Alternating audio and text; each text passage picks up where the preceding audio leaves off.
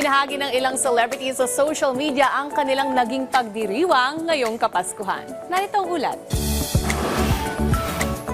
Ngayong Pasko, nagbahagi ang ilan sa mga artista ng kanilang mga holiday photos. Sa mga litrato, kasama nila ang kanilang mga mahal sa buhay. Ilan sa ating mga top picks ang litrato nila Marian Rivera at Dingdong Dantes kasama ang kanilang mga anak. Nag-wish si Marian ng isang future built with kindness, truth, and compassion.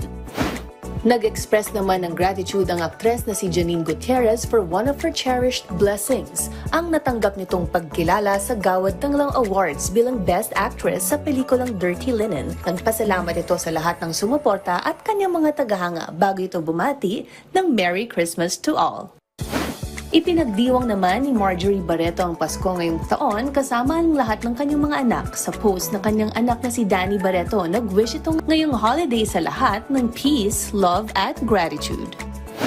Creative at witty naman ang ibinahagi na Christmas photo ni Jeneline Mercado at Denise Trillo kasama ang kanilang mga anak. Binati nito ang kanyang followers ng joy at peace this holiday.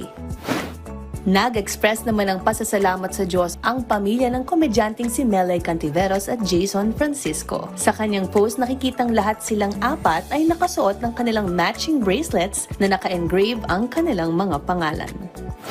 Happiest Christmas ever naman para kay megastar Sharon Cuneta sa kanyang celebration with the Gamboa clan, a first in over a decade. Veteran actress na si Helen Gamboa ang nag-host ng Christmas event para sa buong pamilya.